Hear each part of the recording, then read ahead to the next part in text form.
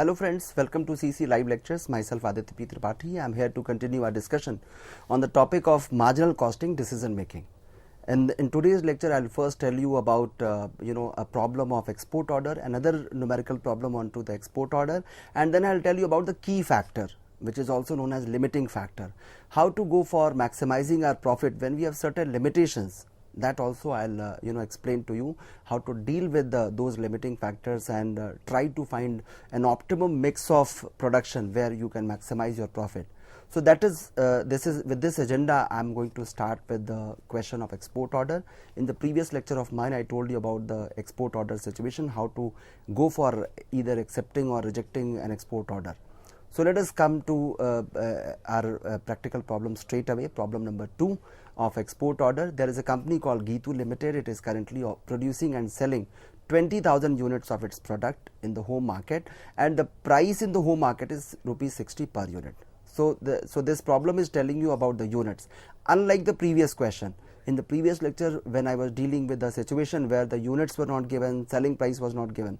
So this question is different in that way that we are offering you units also and the selling price also. So 20,000 units you are producing and selling in the domestic market, that is home market, and selling price is 60 per unit, and they are offering you the details, the breakup of their cost in terms of per unit. So they are telling you direct material 10 rupees per unit, labor 7 rupees per unit. In factory expenses they have fixed and variable 2 component, and they are telling you about fixed factory overheads to be 12 rupees per unit and variable to be 4 rupees per unit. So this question is entirely different from the previous one, because in the previous question we were giving you the total value. Here we are giving you the cost per unit so that you can do the calculation. Further question is informing you office and selling expenses, fixed and variable, 6 rupees per unit and 3 rupees per unit. And then question is contemplating a situation in front of you that an importer from Canada placed an order for 6,000 units and the price is rupees 30 per unit. Now imagine in domestic market you were charging 60 rupees per unit, and in this export order the importer is asking for the price to be 30 rupees. Now apparently it seems that we should not accept this order because they are asking for the product at 50% of what we are charging in the domestic market. So let us see what happens. Let's have a look at some other conditions of this problem. Execution of this order will result into an additional total cost. Now there is another component that if you are going to execute this order, it will result into an additional total cost of rupees 10,000 over and above the variable cost.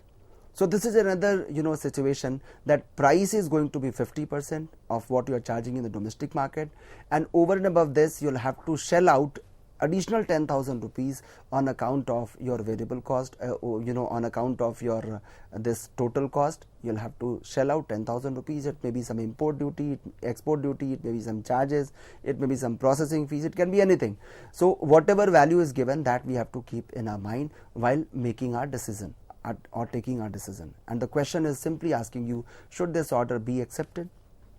Now you will have to give a quantified logic to it, whether I should accept this order or not. If yes, what is the logic? Whether it is adding to my profitability. If answer is yes, then obviously your decision will be in yes, in affirmation.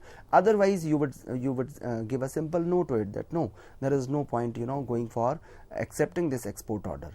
So let me show you the statement of profitability. Format remains the same what we have followed in the previous question, that is the format which we are following for marginal costing.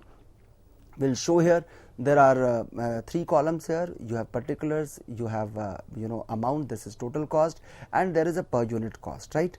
So sales is given 20,000 units.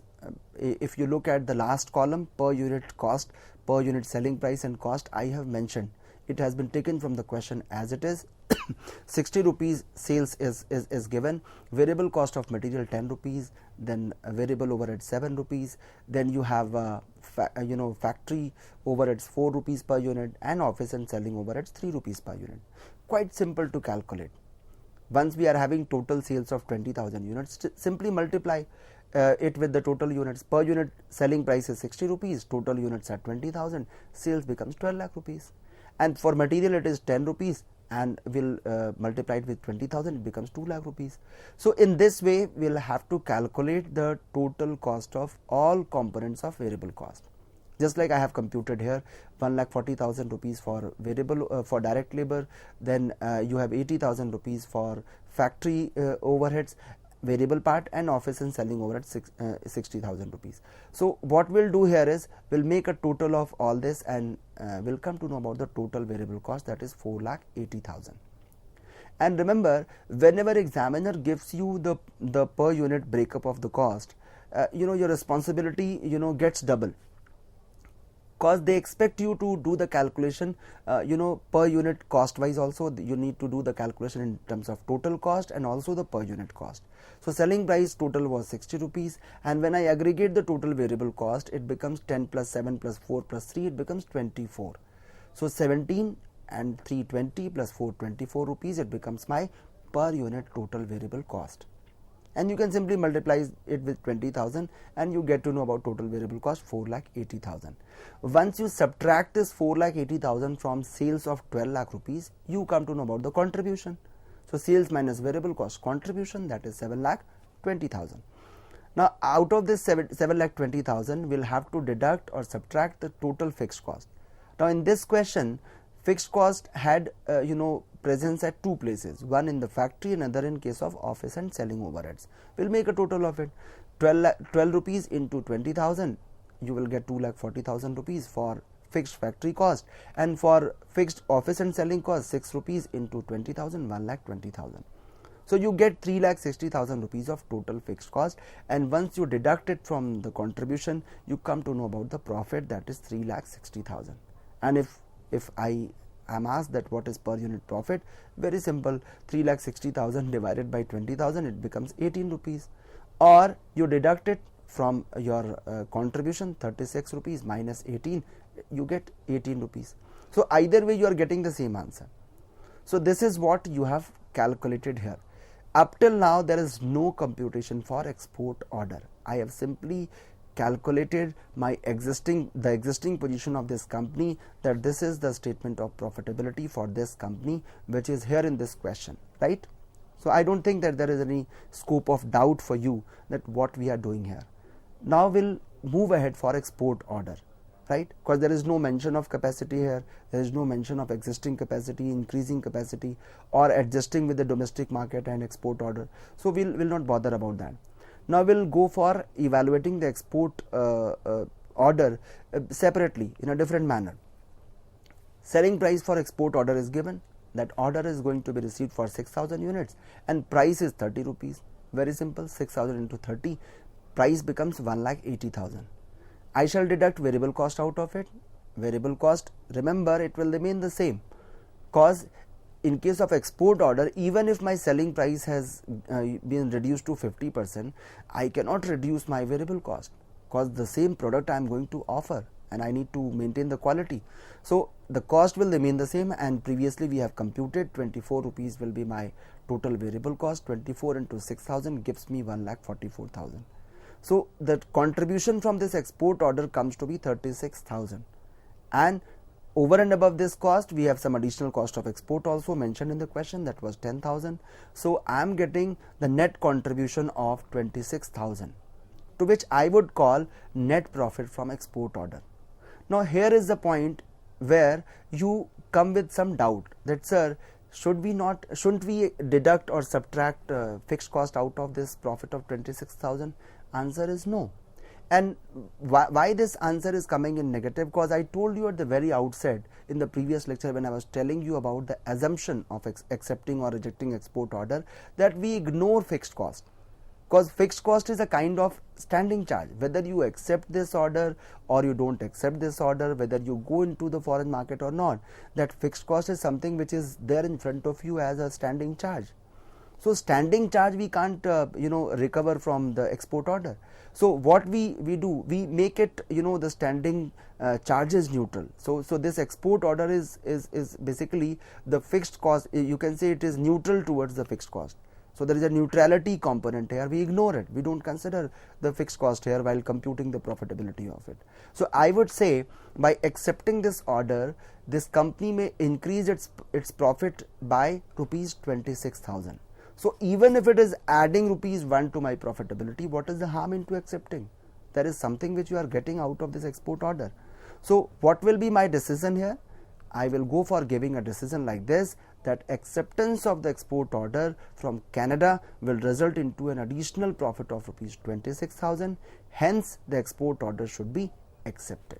So this is the simplest way of attempting a question where you are being asked to give a judgment regarding either accepting an export order or rejecting an export order.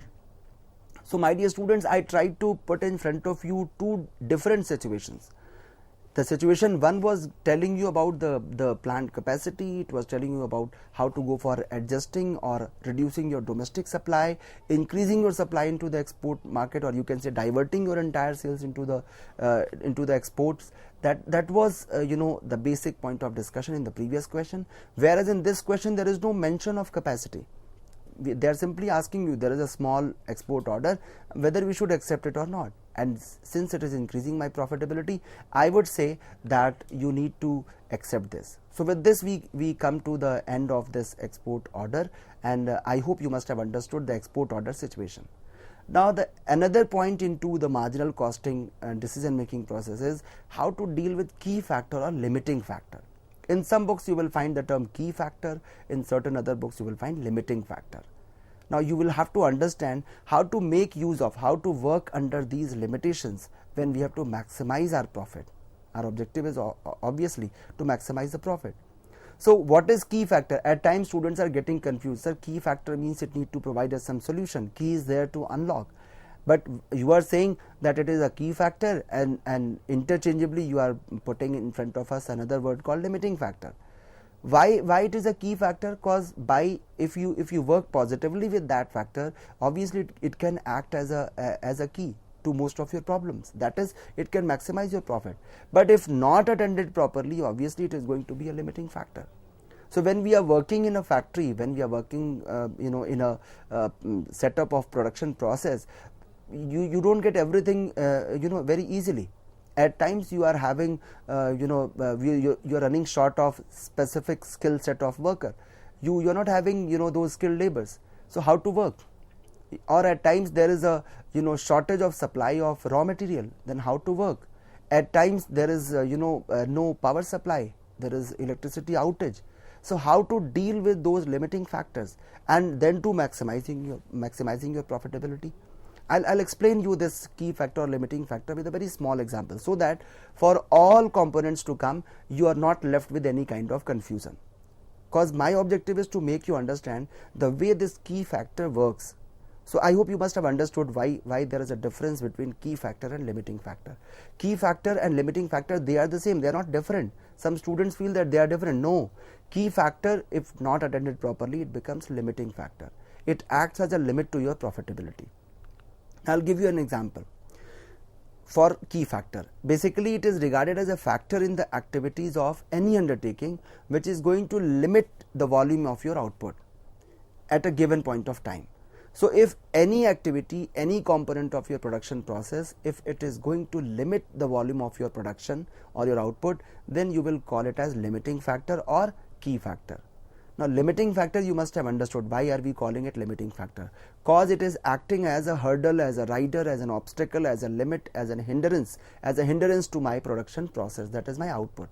That is why I am calling it limiting factor. And remember, it can be in terms of shortage of material, it can be in terms of labor of a particular skill you don't have, or you are having some limit into your production capacity, or at times you have everything but you don't have demand in the market. To whom to sell? I don't have demand. So that also becomes, I can reduce my cost of production by producing 1 lakh units, but in my market I have only demand of 10,000 units. So why to waste my energy in producing that when there is no demand in the market? Or at times we are running short of financial resources. We are not having that that much of resource to cater to the requirement of production process where we can ideally produce and maximize our profitability. So here comes the role of key factor. So if some books are writing that key factor can be material, labor, remember it can be anything. It can be material, it can be labor, it can be overhead, it can be production capacity, it can be sales, it can be financial resources. It can be anything or everything which can limit your production process, right? Now the question comes, what is the purpose of key factor technique? What is our objective? as a fund manager, as a management accountant, what we have to do. Remember, the very basic purpose of key factor is to indicate the most profitable course of action in all such cases where alternatives are available. So wherever you have two options, say A and B, you can maximize your profit. You have an option to choose from.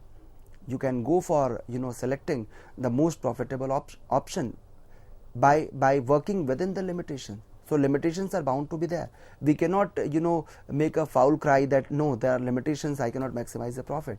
Within the ambit of that problem, we'll have to find a best possible solution, and which should give me the maximum profit. So we'll have to, as a management accountant, we'll have to give that optimum situation and challenge the management, or you can say tell the management that this is the best possible combination. Beyond this, if you are going for changing your production composition, you are going to incur loss, or you are going to face the lesser amount of profit. You are going to grab the lesser amount of profit. So remember here that contribution per unit of key factor we calculate for our decision making process. So here I am introducing a new term in front of you. Up till now I was telling you about contribution per unit. Now I am telling you contribution per unit of key factor. Now suppose if your key factor or limiting factor is material, that you are having shortage of some supply of a material, say material A. So you will have to calculate contribution per unit of material. If it is labor, you will calculate contribution per unit of material. So it can be any component. That is, I am writing here contribution per unit of key factor. Now let me show you a situation where out of two options, initially by going for basic contribution, when there is no key factor, you are selecting option A, whereas when you go for when there is some key factor imposed, your decision entirely changes. So I'll show you. For instance, let's have a look. There is a choice between the two products, namely A and B. You have two products A and B. Product A is yielding a contribution of rupees 15 per unit. Contribution, you understand, sales minus variable cost.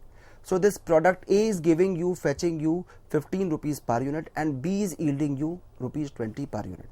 If I ask you which one is better, needless to say, you would say, sir, the one which is giving me the greater yield, the higher yield, that is 20 rupees, and your answer will go in favor of B.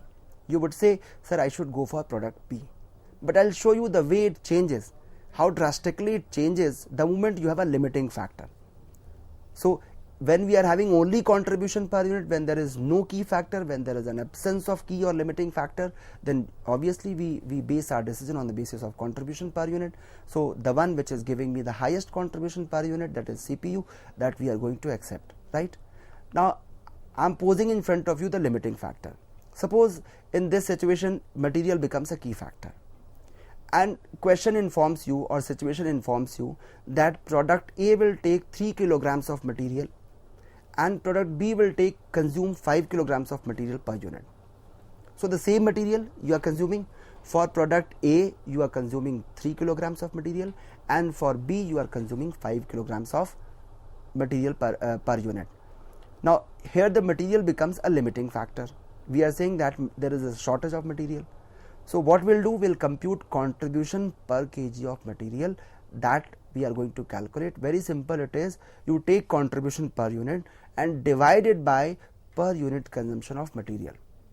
So for instance here the product A is consuming 3 kilograms of material and you have a contribution of 15 rupees. So 15 rupees divided by 3 kilograms will give you the contribution per unit of material, that is 5 rupees per kg of material. So if I am asking you what is the contribution per kg of material in case of product A, you would say, sir, 5 rupees. And for B the same process will follow for computation. 20 rupees is my contribution, but consumption of material is higher in case of product B. If you compare, there you are using 3 kilograms, here you are using 5 kilograms. 20 by 5 you get 4 rupees 4 per kilogram of material. Now you can imagine the way your answer changes. Now you cannot say that, sir, product B is going to be selected, because normal contribution was higher in case of product B, but when we computed it in the light of limiting factor, what happened? Our contribution is now greater in case of product A. So what I would say, my decision would be that Now product A, which is giving me greater contribution in terms of limiting factor, will be more profitable. So with this example, I tried to explain to you the way we have to deal with the limiting factor. Suppose just like this, you are dealing with labor. In that case, it will be it will not be in terms of kilograms. It will be in terms of machine hours, labor hours, because laborers are being paid on the basis of hourly work. Suppose they are working for 8 hours per hour, you are paying 100 rupees, so 800 rupees will be the payment. So limiting factor may change. It may become material, it may be labor, it can be any other component, right? Now I'll show you a problem, a very comprehensive problem, which has various limitations. In one problem, I'll try to show you what are the different limitations which you are having. So we'll quickly go through this problem. There is a cost accountant of a company, and they are putting you in a situation of running an orchard with an adequate supply of labor, presents the details of its cultivation. So now you are in an orchard where you are going to deal with the fruits and all, and they're telling you they're asking you to advise about the area to be allotted for the cultivation of various types of fruits, which would result in maximization of profit. So they'll be telling you which fruit to cultivate so that you can maximize your profit. What should be the permutation and combination of that? And the company is contemplating four variants of fruits, that is apple, lemon, orange and peaches. So these are 4 variety of fruits which you can cultivate into this orchard, right? And details are here in front of you. Now you will have to look at this question thoroughly. They are telling you about 4 variants of fruits along with their selling price per box. They are telling you per box, which means they are going to pack it, and in that box you are charging 15 rupees for apple, 15 for lemon, 30 for orange, and for peaches 45. And they are telling you seasons yield in boxes per acre. So acre is what? That is the size of land. So per acre of land you are charging, you are provided with the production 500, 150, 100 and 200. Cost material per acre is given, labors growing per acre is given, picking and packing per box is given, transportation per box is given, and total fixed cost 2,10,000 is given. So remember, in this question, what is the catch here? That we are provided with the seasons yield in boxes per acre. So we'll first calculate the cost per acre and then we'll go for computing the contribution. Now the question is telling you that total area available for us is 450 acres of land. But out of this, 300 acres are suitable for growing only oranges and lemons. This is the first limitation. Now you can witness the first limitation, that out of this total area of 450 acres, 300 acres are suitable for only 2 variants of fruits, that is oranges and lemons. The balance of 150 acre is suitable for growing any of the 4 fruits. So it means 300 acres are to be allocated for exclusively allocated for growing oranges and lemons. First limitation. Second limitation is, as the produce may be hypothecated to banks, you may have taken some loan, area allotted for any fruit should be demarcated in complete acres and not in fraction of an area. So you will allocate the area in terms of complete acres, not in fractions. The marketing strategy of company is giving you another condition. This condition is that you have to compulsorily produce all 4 types of fruits. So you cannot say that, sir, I am going to produce these 2 variants only and it is going to maximize my profit.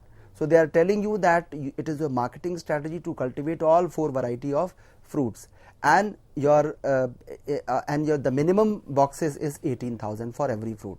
So 18,000 boxes for each variety of fruit you'll have to cultivate. Another limitation.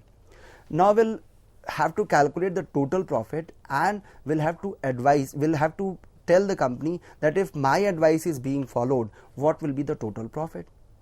So there are 2 limitations. One is the area, that is land. Another is that you have to produce a minimum of 18,000 boxes per variety of fruit. Now I'll tell you, it is very simple. It seems very complicated, but when you go for attempting it in a systematic manner, it is quite an easy task for you to do. Now I'll show you the statement of profit. Very simple. The first point is that you'll have to calculate the contribution per acre of land. So we'll first take up per acre sales. Per acre boxes were given and selling price per unit was given. So I have simply multiplied it to calculate per acre sales. For apple it is 7,500, for lemon it came to 2,250, for oranges 3,000, and for peaches it was 9,000. Material, labor growing per acre I have computed. Picking and packing per box it was calculated. What we did, since per acre boxes were given, so we computed per acre total number of boxes, multiplied it with the per box charges of picking and packing, and this price comes to be 750, 225, 300 and 900 transportation cost, and then comes your total variable cost. Now here, after deducting variable cost from total sales, we got contribution, and here is the point where our decision making starts. We'll have to do the ranking of each variant of the fruit. Remember, what will be the basis for the ranking? The one which is having the highest value shall be given the first rank. Like in case of peaches, the value is highest, so it got first rank. Second rank goes to apple, third rank goes to orange, and fourth rank goes to lemons. So this is my ranking in terms of the contribution. Remember, the highest one will get the first rank and lowest one will get the fourth rank. So 1, 2, 3, 4 rank I have given. Now I'll come to the decision making table. Total variable cost here is written, and then we have contribution along with this ranking 1, 2, 3, 4. Now how to start allocating the total area? It is very simple, my dear students. You will have to first take up the minimum guaranteed boxes. That was 18,000 boxes. So 18,000 boxes divided by what you can manufacture in 1 acre.